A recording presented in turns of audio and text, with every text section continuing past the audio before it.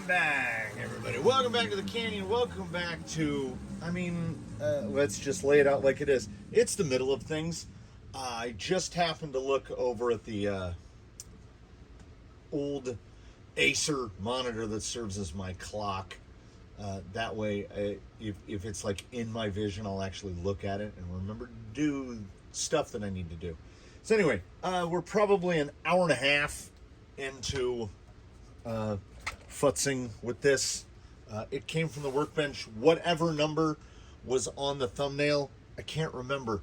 Honestly, they all kind of run together. Like if you ask me what was it came from the workbench 7, I have no idea. I'm not 100% sure I remember what 1 is. I think Blue Sky High was number 2. Anyway, whatever number this one is. The Kleimenstein build is one that has been an episode in the phrase familiarity breeds contempt. The more I have to work with it and the more I have to tinker with it, the more angry I get with it. Because where I caught myself is my buddy who funded this whole thing, and this belongs to him. He was over here about a week ago, and he drove it for the first time. It was the first time he'd ever wheeled it. And what will happen is, because we only have 2 screws that hold the front, Luffy, we only have 2 screws that hold the front motor mount in place, one on either side. And they go directly into a 3D print. And if the 3D print is done with enough infill and it's pre-tapped appropriately, you could probably get away with it. It's not something that I would do personally. I would say that it would probably be better to have a mount hole here and a mount hole for the forward plate, 2 holes like that, because what will happen is, all I can assume is maybe he got it bound up on a rock or something, but the whole motor mount tried to shift, and the only thing that it could do short of shifting was it popped both bearings out of the bearing carrier. So one went that way and one went that way, and then the shaft was flopping around and the spur took the brunt of it. It's probably still usable, but we constantly replace the spurs out of sports, so we've got a bunch of the 39s. So with that replaced, I measured this out. I cut a Delrin spacer to space so that bearing can't fall out. Luckily, I just had a source. I had a 5mm aluminum spacer that I could throw in the front. While it was apart, I realized that both of these were completely wallowed out. So I just used the guy. I helicoiled both of those. This screw is pretty much shot. It's almost into nothing. You can kind of move the top of the gearbox around. Luckily, the 2 that hold the bottom in place are still holding pretty steady. So I think they will hold it together. It's just like the quality of the 3D prints is not up to snuff. It is really problematic for me. I haven't even tested it. Oh, I also, okay. We're forgetting. The spacers that came with it were just brass standoffs, like what would come with a computer, and they were threaded all the way through. So there's really no way to use them. So I had made aluminum standoffs like this, which are the exact same length as the ones that were on there. But what happened with those is they fell in between the length of a fastener. You needed like not even a 27, it was closer to a 28. So 27 was too short and it wouldn't penetrate all the way through the lock nut. A 30 was too long and hung way out the backside. So I countersunk the motor plate all the way across. I sourced 9mm spacers, which are about as tight as you can get. We're pretty close to the plate there. And then now I use flatheads all the way across. As I halfway mentioned just now, I haven't even tested it yet. I just did that. I just did all that work to get it back together to what will hopefully be working because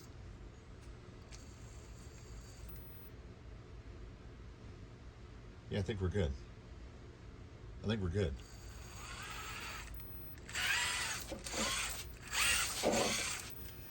I think we're good.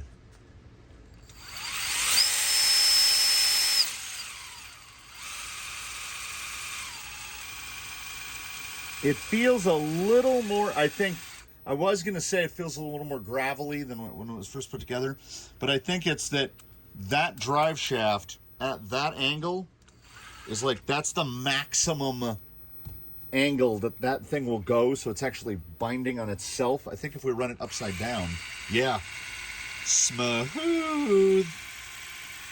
We learned from the bit of wheel time he was doing out there, here is where the drive shaft touches the link during compression. You see a very shiny silver neck on there. That's because we should have one in the back as well. That's because at full droop, Traxxas drive shafts don't, like that angle is limited by what a Traxxas drive shaft will bend to. That's part of the brilliance of Traxxas. They make Traxxas stuff to work with Traxxas stuff and not much else. It feels nice and smooth now. So it needed the spacers. Having it moved closer is going to make everything more compact. We don't appear to have any clearance issues in the front. The whole reason I came out here to start to tinker with this thing this morning was my buddy, his seat is right like 6 or 7 feet that way. It's my old computer chair. So he's got his own little workspace and bench over there. And he said to me, what seemed offhand at the time, he said, how do you know when you've put too much brass on an axle? And I just gave a generic answer about what I've gleaned from personal experience and empirical evidence. And I was basically like, well, kind of like almost you don't. Like you don't know until now there's too much. Like before you didn't have enough. Like this thing has 0 grams. Well, no, that counts. So maybe, but no, it doesn't. There's one on the back too. So yeah, it has, we will call it effectively 0 grams of added weight. I want to say they're brass rings. I can't remember. We would have to throw one on a scale. And you know what? We might as well. Because he asks me how much weight is too much. I give him a generic answer. He says, okay. Then when he was leaving that day, he said, you'll be getting some Amazon. You'll be getting some packages. And I was like, okay. Didn't think anything of it. And then they began to show up. And show up they did. So I think what we're going to hope, this is an exploratory installment of It Came From the Workbench. And the goal is to find out, I guess, thanks to my buddy's insane purchasing, how much weight is too much. I love these Element factory teams with the hot racing springs on them and the cups that I made because we didn't have any spring cups. But he said, you know what I think? I think I want some gold. So he ordered some Deluxe Fab Gold. And then he went, here's some ASMR. He went completely off the rails. We got brass hexes. We got brass C-hubs. Got brass knuckles. Got brass link mounts, link and panhard mounts. We got brass portal covers for the rear. Is that what those are? Yeah. We've got brass inners for the front. And we've got aluminum inners for the rear. This is not Sparta. This is madness. But who am I? Who am I to stop him, right?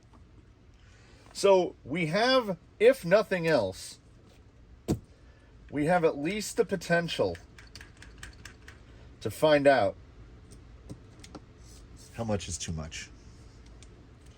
Now, I am happy to tinker and ramble. I don't know how much I'm going to show and how much I'm going to just say, okay, we'll install this now. We should have 0 issues here, because in the past on the Element platform, I had an instance where the SSD C-hub and SSD brass knuckle, the like almost black chrome, I could not get them to work together. They just bound up. They would not cooperate. Now, I don't think that's going to be a problem here. And as you saw, aside from the deluxes and the cartridges aren't put together, I get to use my opening stuff. Finally, well, like a couple months ago, I bought my first good pair of snap ring retaining ring pliers. I've been using the garbage ones from Harbor Freight that look like this, and you can see why I had to stop. Why do I still have that? There we go. So we're going to put the shocks together, but before we put the shocks together, I guess what I'm going to do is I'm just going to start pulling stuff off and then replacing it.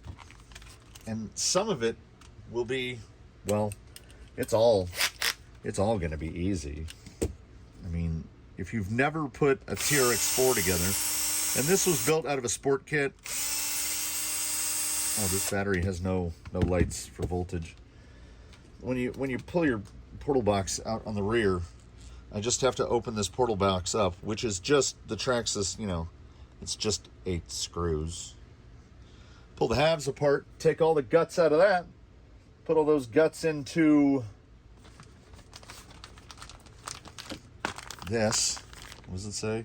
42 grams a piece. I don't think they make a brass inner, which is, I think, why he didn't get a brass inner. Otherwise, he seems obsessive at this point. He would have gone brass.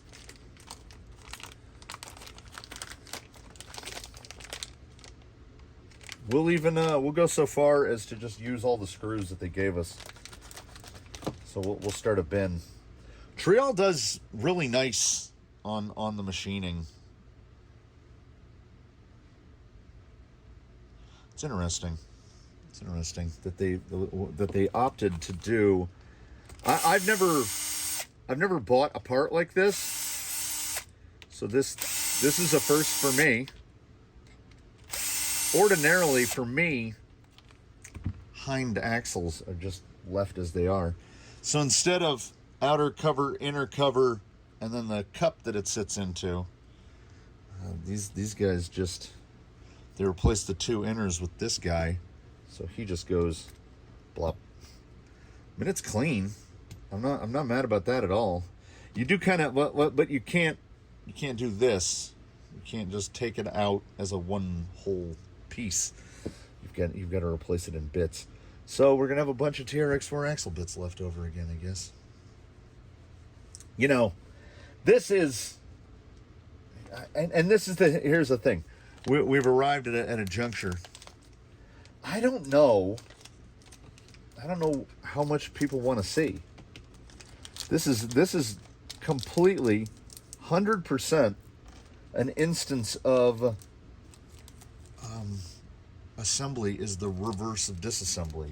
I take it off, I put it together with the new pieces, I put it back on. I guess what we should do, in terms of at least due diligence, is let me get a little farther into this, and then what? Yeah. I think I got it. I think we figured it out. I need to change the battery in this. Let us at least do one of these.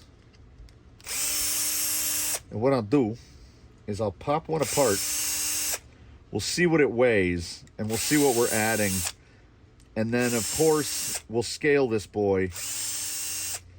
Oh, I should have, yeah, I hear you. We should have scaled it. All right. Here's what's going to go on off camera. I'm going to give you the behind the scenes. Here's what's going to happen. I'm going to take this portal box apart, and I realize now I didn't have to. I could have gotten an empty portal box out of the bin, but it's too late. It's too late. We're here. Apparently, there are people out there that have successfully managed to destroy these. I don't know how. Look at the width of tooth engagement on there. Look at the inside. Look at the portal gear in a TRX4. It's double the size of the portal gear than it's in a Vanquish or a Capra or something. It's crazy. So we'll pop the final bearing out. And then oh no, that's not the final bearing. We're just going to make a mess. I don't think this axle... Oh, no, it has. Yeah, this is my blend. This is, Yeah. That is brake caliper and Mobil 1 synthetic mixed together. That's how it's getting that weird... it looks like ketchup. Weird ketchup-y color. Just need to get one more guy out and then try to collate my thoughts. So as I was half saying about what's going to go on off camera is we need to get a, no pun intended, baseline weight. We're going to go in grams. So the stock hind pieces are 10 or 11. Whatever the scale decides to land on. And we don't need to weigh hardware because the hardware is going to be the same across the board. And how does that compare? So we'll be replacing those two pieces with these two pieces. Trio beefy. Very, very beefy.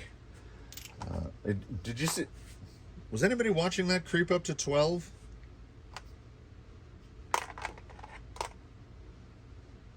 It's 10 or 11 or it's 12. I should have gotten the more accurate scale. 57.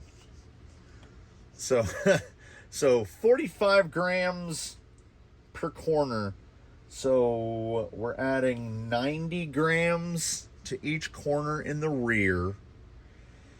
We will get to the fronts. So we'll do it in bits and pieces. What I'm going to do is I have to put this back together, because I need to weigh this guy and find my little whiteboard and make a mark on here of, we'll do RTR, body and wheels and tires, what he weighs in his configuration as he sat now, which is stock, even though he's completely aftermarket. And then once we get everything on there, we will weigh it all out again. We'll see what we gained. We'll get it on the 4 scale, and we'll get a full balance on it. And then it will be, by the time I'm done with this, it will probably be 105, 106 outside. So we will we'll go out there for, because the heat thing, I'll probably charge a 3S and not take it on the 4S. We'll do all the, never mind. I have one right here. We'll run it on a 3S just to try to keep the heat and whatnot down. 4S for perhaps cooler days. I might try to do something about this antenna. I'm not real super pleased about that particular operation. And we'll see as we go. We'll see. We've got to be putting some grams on here. I'm going to guess half a pound. But this guy is light now. Even with all the TRX4 gear. Very light motor, very light gearbox, very light everything. Let me get him put it back together. We'll get a base weight. And then I can do what I should be doing right now.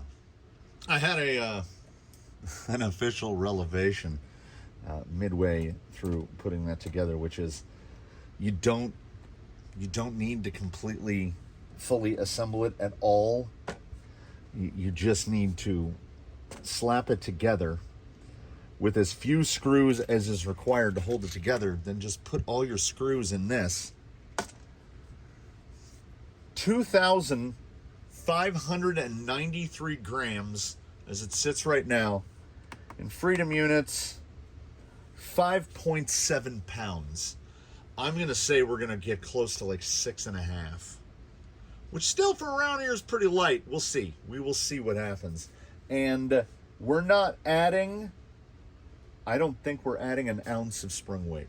So the unsprung to sprung ratio should get real good.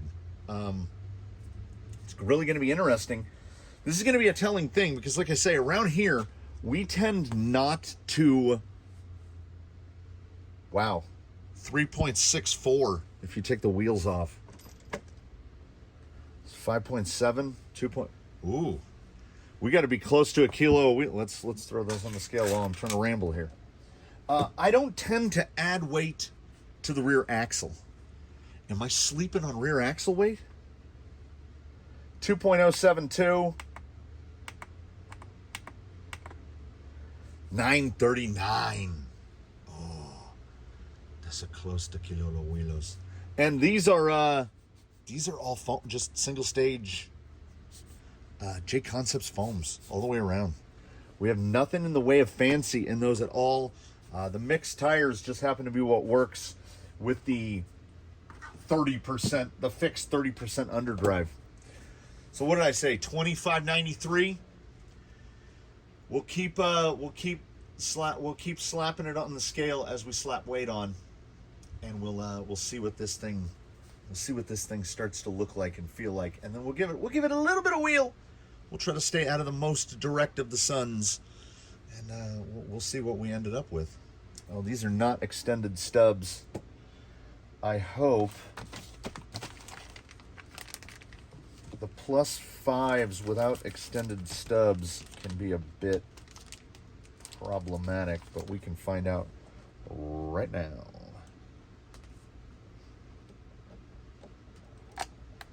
Yeah, no threads at all. Yeah, those aren't going on unless we have extended regular. Nope. Nope, no extended stubs.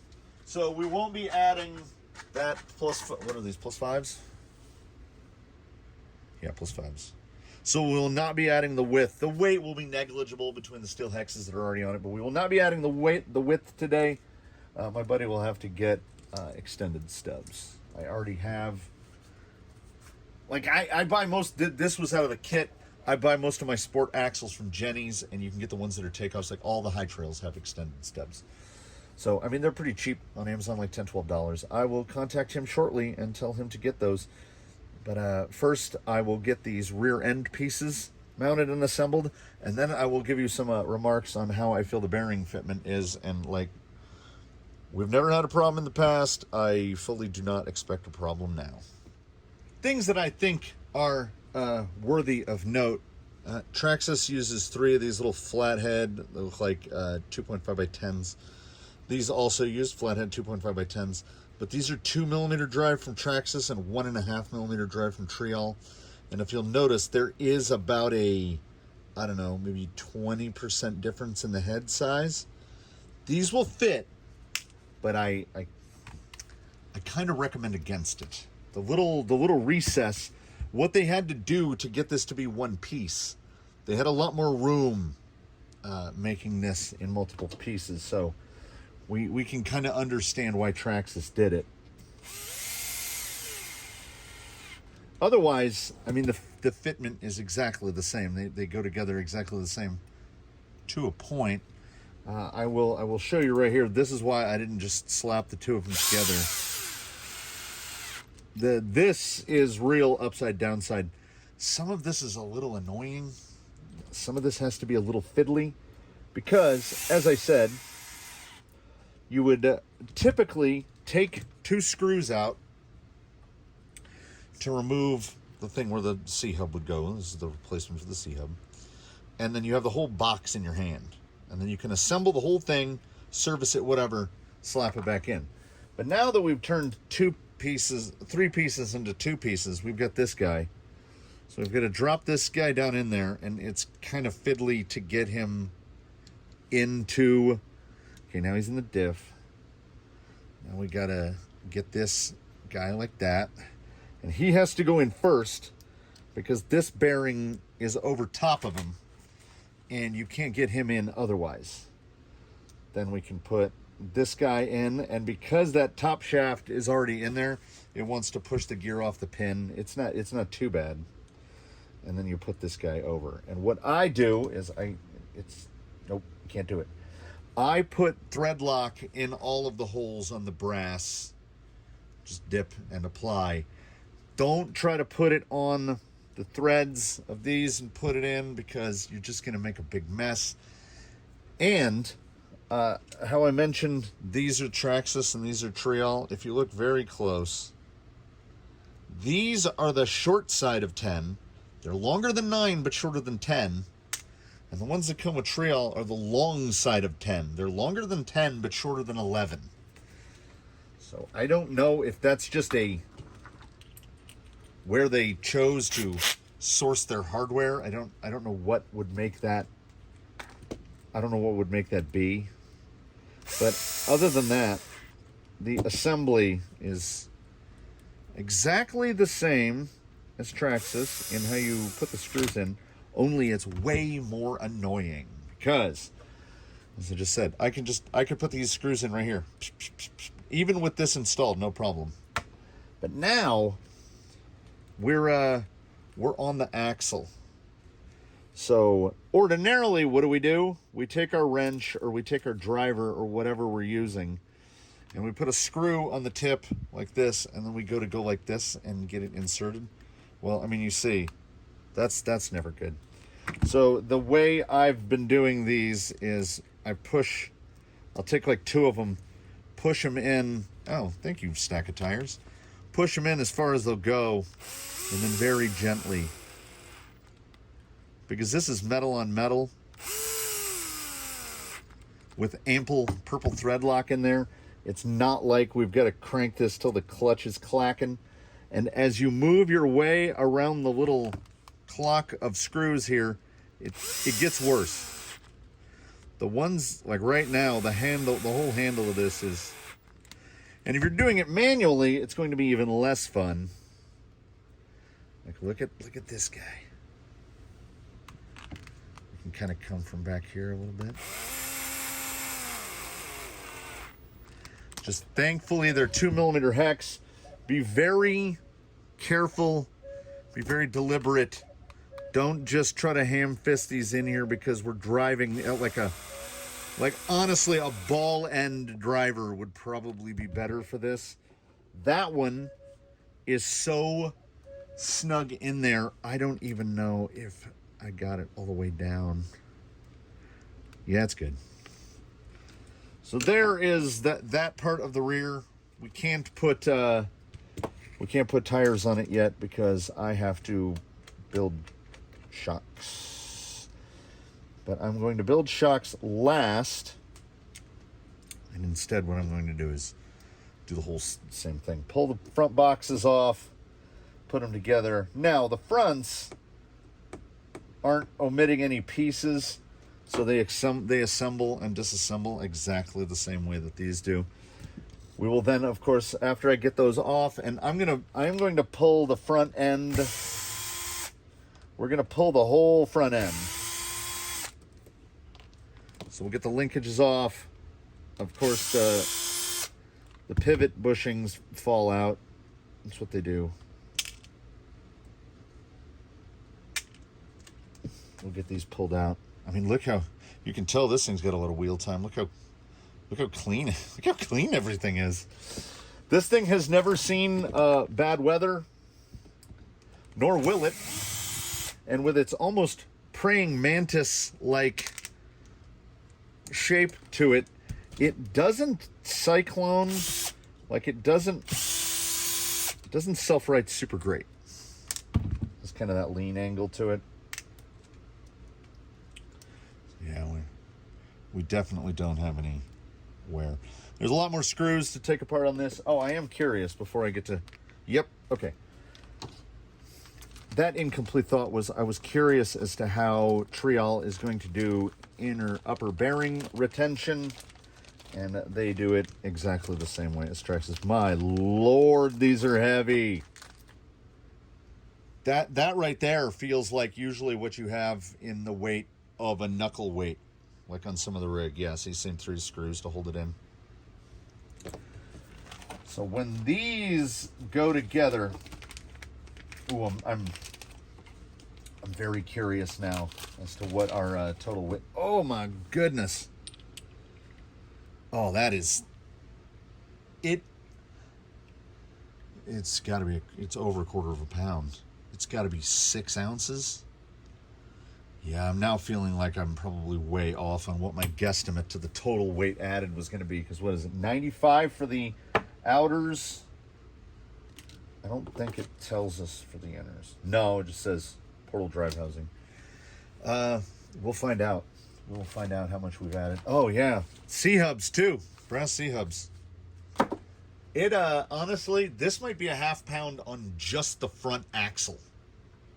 And the longest part of this is going to be building the shocks, and I already have a video about building those guys.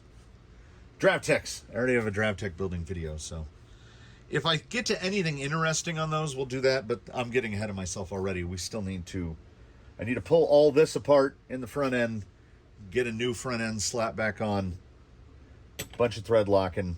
Oh, it's going to be heavy. Oh, yeah, we'll be back in a moment for the scaling.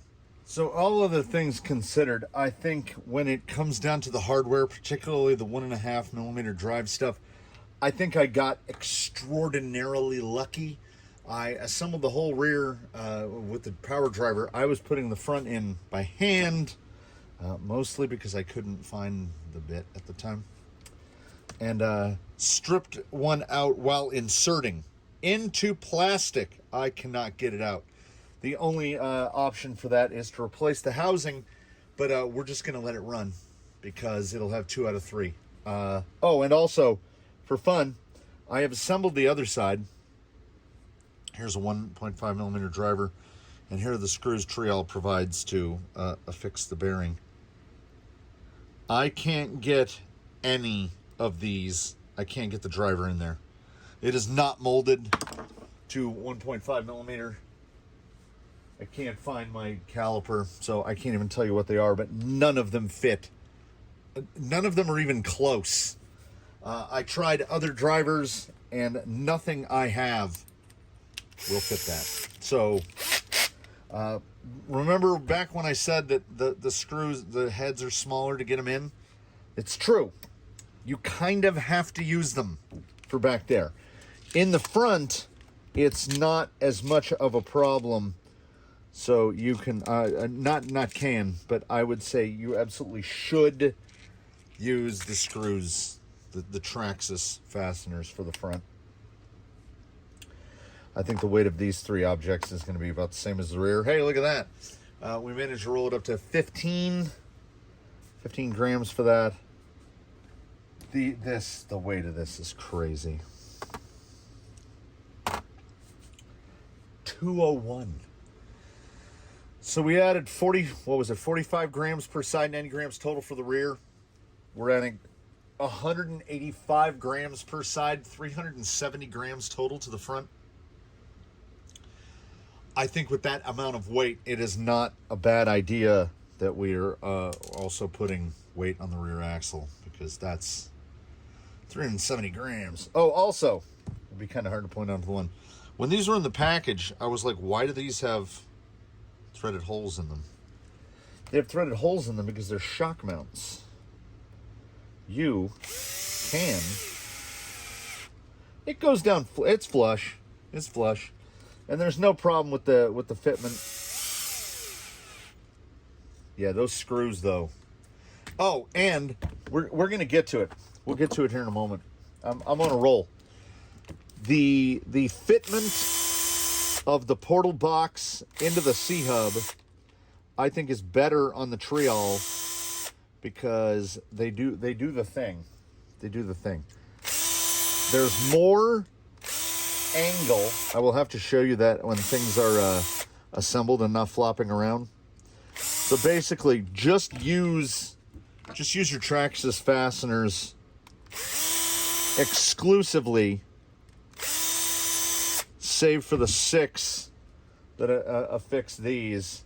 And I mean, they're not really necessary, I don't think. The aluminum bit, I don't think it's a move forward. You would be better off with just this piece, put the brass on the outside.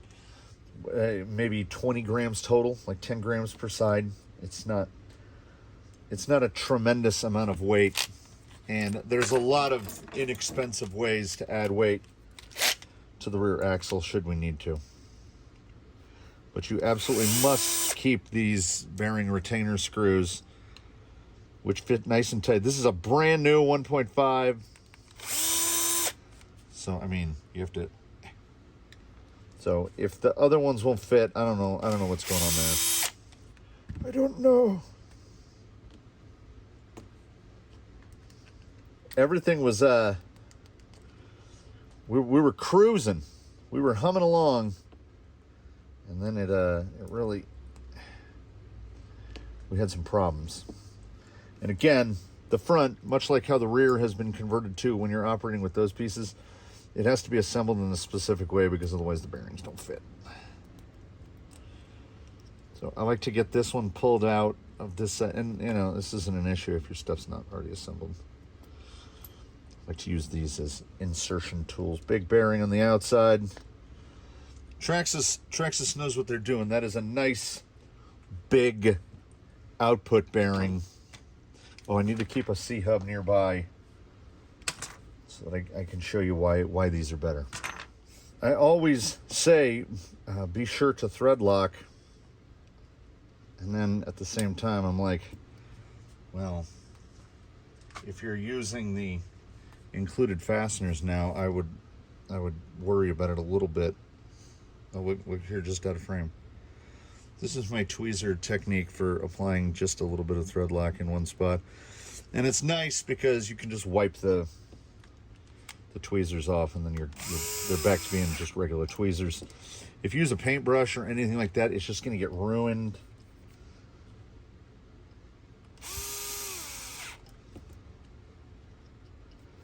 This is simple stuff. I tried to get to all the holes.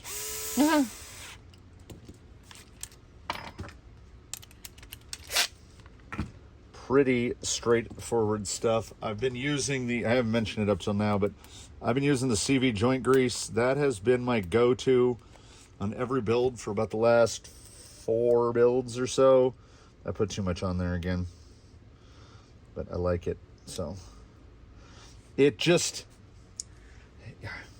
it's quiet, goes on nice. I think most importantly is the going on nice. It finally, what I have found is a commercially available, like an automotive style grease. But most automotive greases are going to come in big cardboard tubes, and you end up with big ugly tubes that are just out of frame over there that will just make a mess. I use flux brushes to get the grease out. This thing is basically in an oversized toothpaste tube. So it's super handy. And it has a lid that screws on. And one tube of that grease is going to last forever. It's got molybdenum in it. It's got all the things that we want. Yeah, it's all the front. So the rears have trail hardware. And the beauty of that is it's very, very rare that you ever need to take this apart. So I'm not too worried about it. Hopefully some small part of the mental data bank will store the fact that it has hardware that I'm not super comfortable with. Now I just know. I think that in the past I have just used the trail hardware that came with it, and no more. Oh, so Traxxas uses. Oh, I am using their M3s. They're graded, so they're as good, if not better, than what comes in the Traxxas. So Traxxas uses these steel drop-ins because it's a plastic C-hub, so that guy drops in right there like that. And the thing is, it's not an interference fit, it's a fairly loose fit. So every time you're taking it apart or putting it back together, that little guy falls out. He is fairly unique to his situation. Triol has gone to hats. They're using hats. And the hats are the correct application of the hat, which is they insert from the inside so that when the portal box is in, it's holding the hats in place. This way, there's actually, they act as an isolator. Plastic on plastic is fine. Metal on metal, we tend to try to avoid. Well, same brass on brass, steel on steel. We need some sort of, but we don't want them to fall out. This is not easy to film and do at the same time. I should have just said, I'm going to drop it in there. I seriously did not want to go together. Like I say, some worry about anything using a 1.5, little bit worrisome. But if it's using a 2 millimeter, so any of the 3 millimeter fasteners, we'll repeat it 3 times. Thread lock, thread lock, thread lock. You're going to want to thread lock these because this is basically all metal. We're just metal on metal on metal on metal. And I have got to get the tweezers. I mean, even like the parts that even I would ordinarily try to forget. With the purple, you don't need a lot. Well, with any thread lock, you don't need a lot. This is so much weight. I honestly don't know how I feel about it. So the front end now is put together minus a... Come on. Minus a final hex. What did I say we picked up? 370 on the front axle. That is a lot. That's so much. 100 grams is basically 1/4 pound.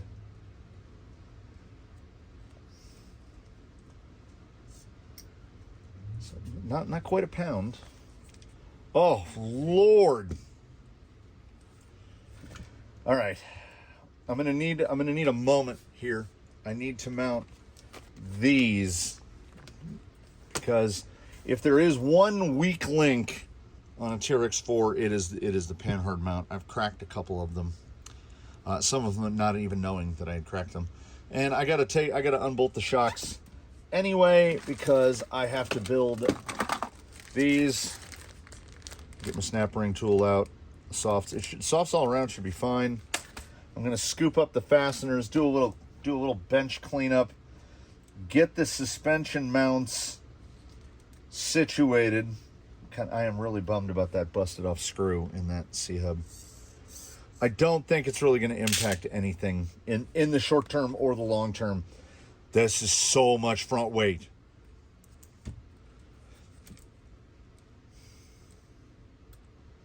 I'm going to get those guys mounted, and I'm going to get these shocks put together. And then we're going to get this thing on the scale, and then we're going to see. Last time I checked the thermometer, it's like 30, right around 30% humidity and 105. So I might be working deliberately slowly getting the rest of this put together. Although DravTechs, I've got DravTechs pretty well down. Someone had mentioned in the comments my little shock stands, the stands that I build my shocks in. And I am trying to embrace a modern future. And I'm trying to, so I've had the laser cutting me these prototypes. Like, see, I don't have the laser cut quite right, so this is why it's prototype stuff. This is how we test it out on the bench.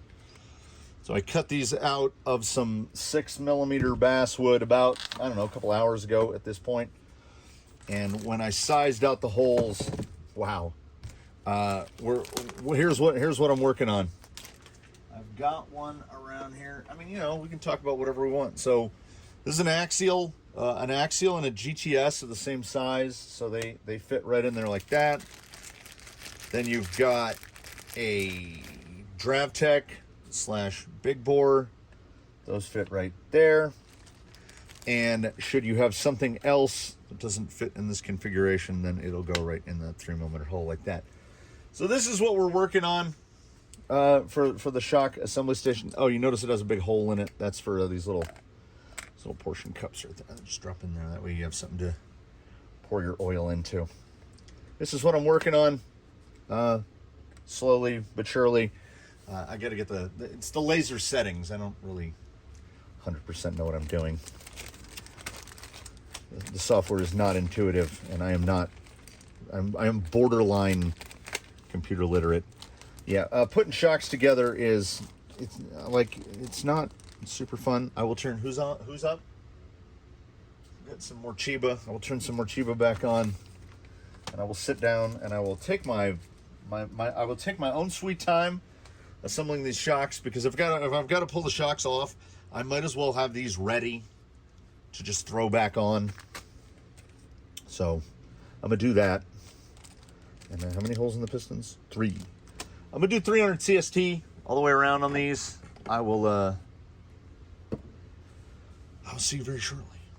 So I was clicking along, building shocks, doing my thing. I got to the point where I was assembling them all, just all 4 of them at just little different stages.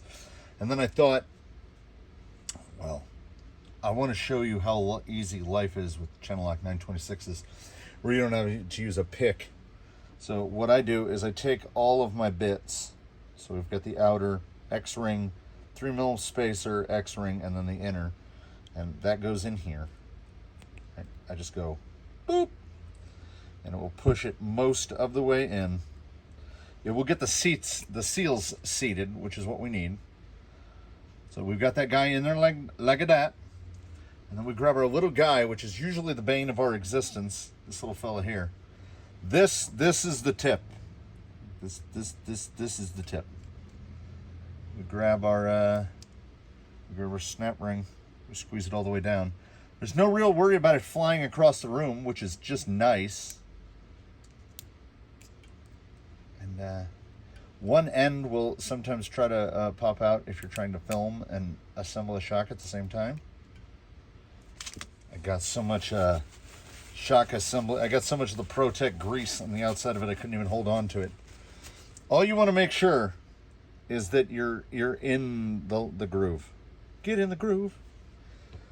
And this guy is like, my hands are so shiny and so slippery from the O-ring grease. We still, the first time through, we don't want to like blast it through there. And it should feel fairly resistant.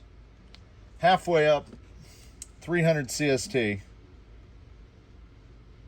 Fill it up right to the top, pull it, and then you just get one big bubble. So now it's not full of air bubbles.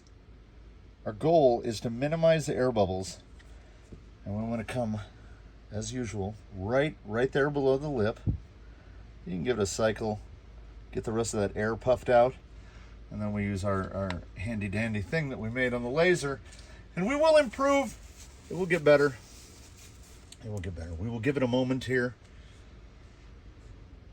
I mean, there's gonna be some little micro bubbles in there unless you let it sit for like a good long while.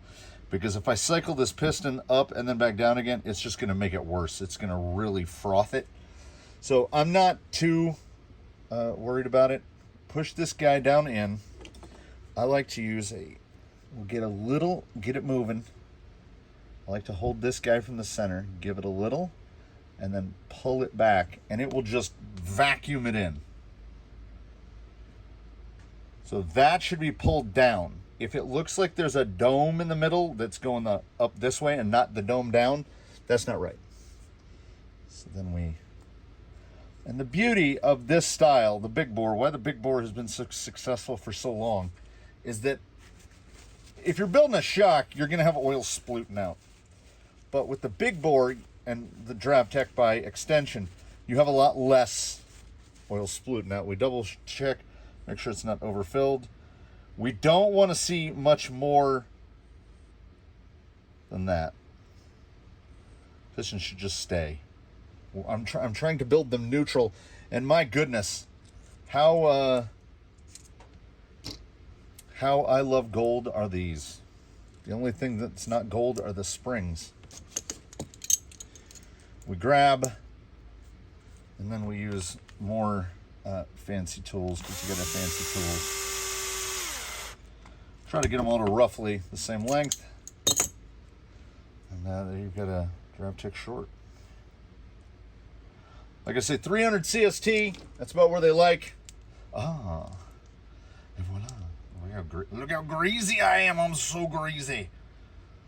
That's a lot of gold. All right, now I can go about the business of pulling and getting the suspension mounts on, getting the shocks on, get this thing on the scales, get this thing out in the heat. See what we ended up with. I realized about midway through, after I got him put together, that I was going to have to do the scaling on 4S because there's going to be a differential in the weight of a 4S pack. And so we just assembled him as this. We'll throw him on here. We'll find out what 20, 25, 39. It's been a minute. 25, 39, I want to say was the old number. 3086. 550 grams. So we've put on over a pound of unsprung. That's a lot. So now the wheelos are basically a kilo. So the rig is at 3,086 grams, and not including the shocks, links, drive shafts. We know that at least 1,500 and change of that is unsprung. So this is over 50% unsprung weight, probably in the 54, 55% area, I would guess. No, those axles are probably pretty heavy. We could be 60% or more unsprung. That is a lot of unsprung weight. For those unfamiliar with how a, well, let's say goodbye to that tire. With how a big bore works, they don't come in like 80, 90, 100. They're like 85, 95. So these are based off of so there's long, extra long, and extra, extra long in big bores. These are called short in Dravtex. So these are 95s. The shocks that came off were 90 millimeters eye to eye. They're just Element Factory teams. These are 95. And you know, I can tell you something about that extra 5 millimeters, which is, we can put Susan over here, and then we can go like this. I did knock the body off a little. So that low side tire is touching. That's got to be 7 inches.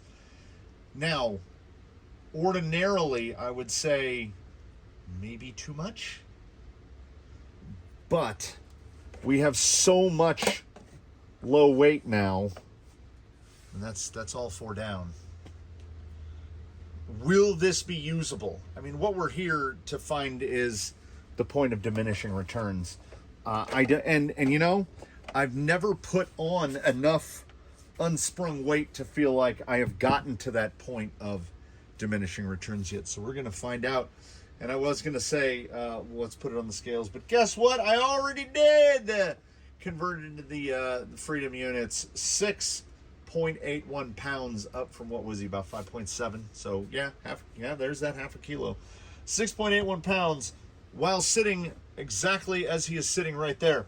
4.07 pounds on the front axle, which gives him a nearly non-decimaled out 60-40 weight distribution. It was like 59.978. So we will call that 60-40.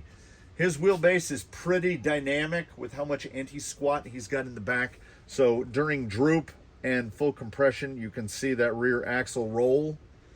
His wheelbase changes 6-7 millimeters. Couldn't get it quite exactly. So at full droop, he's about 312, 313, and at full squish, he is 320. So he grows, it's about 7-8 millimeters, not 6-7, 7-8 millimeters. We had a lot of oddities. The right rear, this tire is the tire with the most dynamic load on it. I don't know why. It is the tire with it is the heaviest. It's a tenth of a pound heavier than that tire on level ground. It's 2/10 heavier if we raise the front, and it drops back to a tenth if we lift the rear. What this meant was that everything else moved super evenly, super consistently. And the differential between front up and rear up, so I do it with both. I raise the height 4.125 inches, the height of a Tamiya can. So when he's like this, which is rear raised, his cross weight is 3.36, and he is found to have a CGH of 3.42 inches. And if he is this way, he has a cross weight of 3.31 pounds and a CGH of 3.31 inches. And this is not unexpected. With the rear raised, yes, that does elevate the center of gravity, because there's definitely, even with the unsprung, like we're not counting that, but there is more weight in the front. There's nothing back here. And still, as you can see, the differential is less than a quarter of a pound. It's under 100 grams of total weight shifted. So we like to see that dynamic stay pretty small. What we find is that the lower your CG is, when you're scaling it, raising the nose and raising the tail, the smaller the change, the lower your overall CG is going to be. Now, for a vehicle that can do this, having that CG way down there is pretty low. For a frame of reference, so you can visualize a frame of reference, I'll lift his nose up so you can see it a little better. The tie rod right here, his CGH at rest is right at the top of that tie rod, which is basically just above the top of the axle tube. It's more even with, like, right at the top of the axle housing. So the CGH is right there. That's really, really low. Now, really low is great.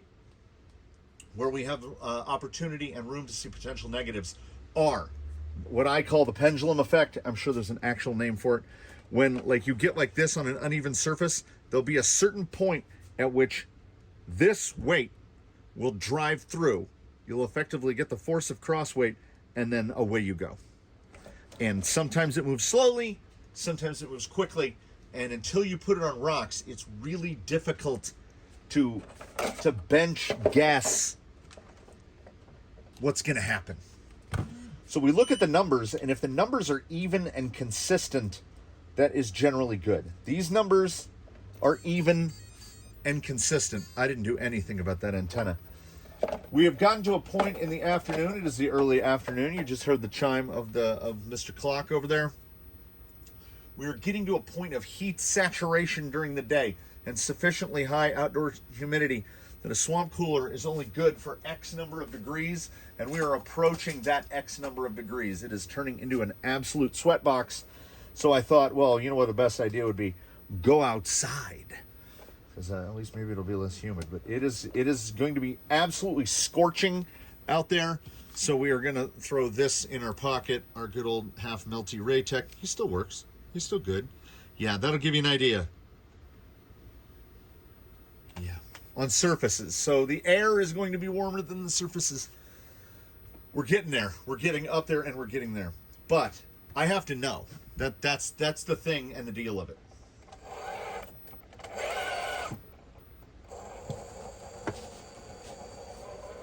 I mean, we're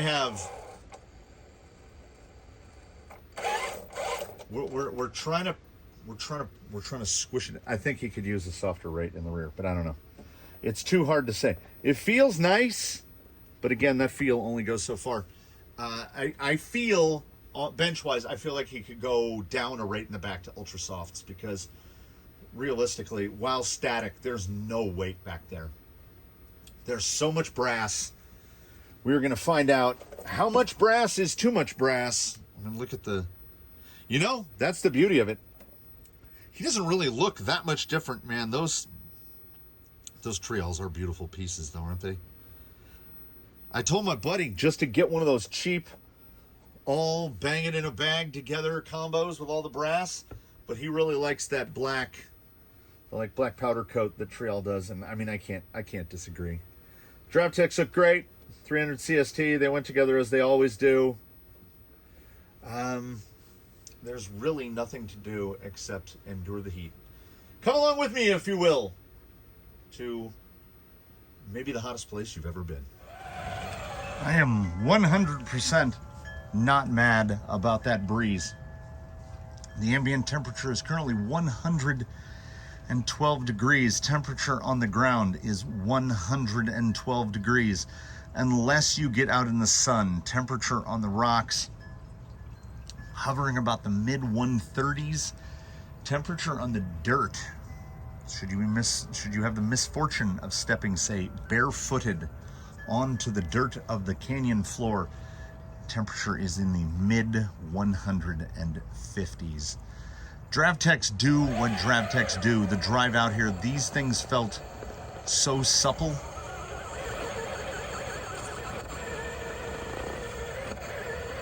It's going to be a little bit, it's going to be very greasy until we get his tires up to temperature. The screen on the phone has already gone dim. I have been recording for 1 minute. This is not a suitable temperature for testing.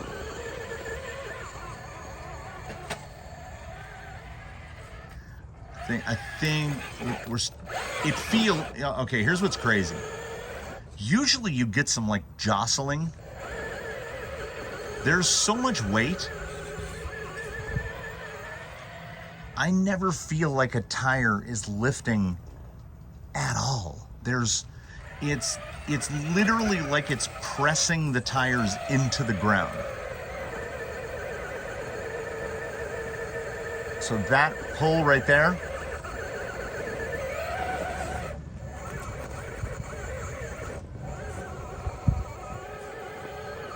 I think on any day cooler than this, they're still warming up. I'm actually really curious. Yeah, tires are only up to about 105. We need to get the tires up there about 112.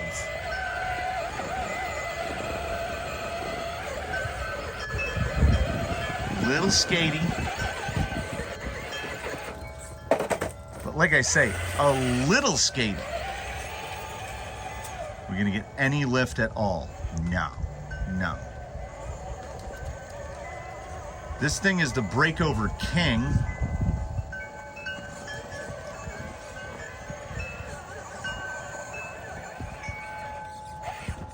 I think he could have actually driven over that. Like right in there. I'm trying to get to a spot where you can really see just how much belly clearance we've got. I'm trying to figure, my mouth is so dry. I'm trying to figure out, can I feel the brass? Like, do I feel it impacting the handling at all? It is absolutely smashing the tires into the ground. So the forward drive feels unreal. Now this is unquestionably, yeah, he doesn't even care. What? He cares a little.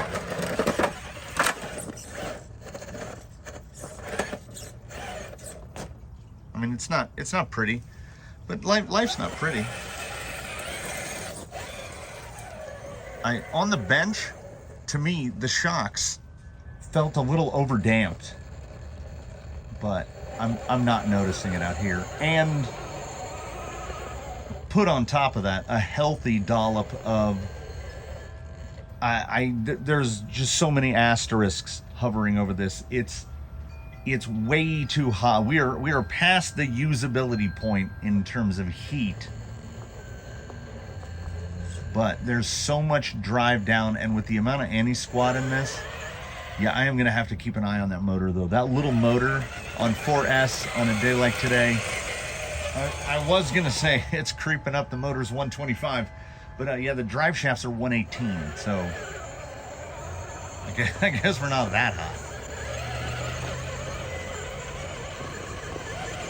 The big worry for you desert folk is the batteries. Lithium really doesn't like these kind of temperatures.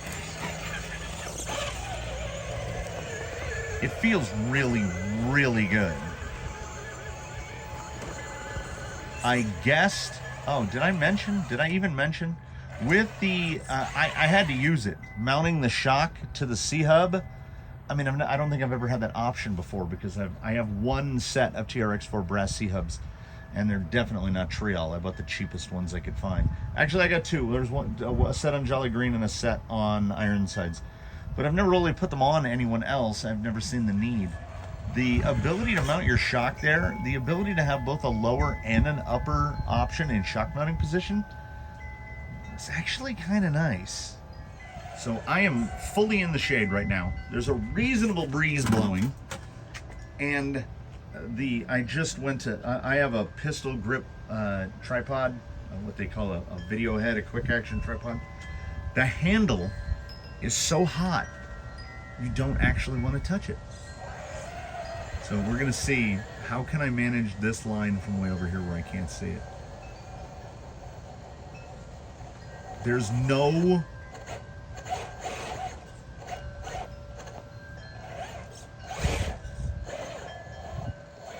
like, it's so stuck, like it's mounted to the ground. I mean, if you put that much brass on something, you're going to be able to tell a difference.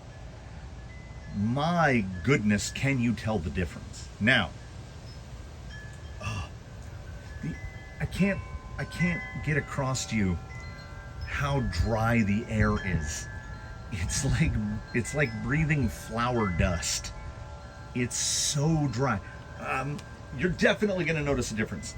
We are going to have to go through basically some modified form of the tire test protocol to see how impactful the changes have been across the board, and we cannot do it right now. It is absolutely scorching.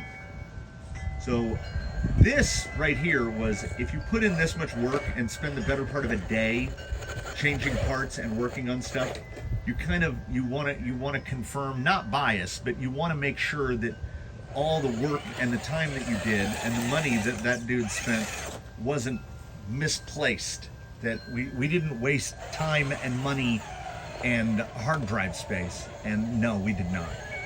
So if there is a point, well, like I say, conditionally, if there is a point of diminishing returns with adding unsprung weight, we haven't found it yet. That is a very small motor. I would have gone with at least a 3532, more like a 3542. I would rather have more motor than I need and not, how do I phrase this? I would rather have the motor and not need it than need the motor and not have it. These things are so low, it still blows my mind how much torque and how quick it is and how much drag brake there is out of those yellow jackets. But, I gotta go over there now. But they're just so small. His rear bumper delete is so hot that I did the instinctive recoil when I grabbed it. Like, I pulled my hand back. I gotta get out of there. His roof panel is 137 degrees. Oh yeah, for those of that have been around, the flow hose almost killed me again. I just almost, like, I'm barefoot a lot, so I have reasonably strong ankles. I got good beefy ankles. I almost rolled an ankle again on these things. I have to stop. I know they're convenient. I bought them for the shop for walking out back here and stuff like that, but they're gonna kill me. There's also a little I'm trying to outro here, guy. Come on. Even his tires feel hot. Yeah, there's a little.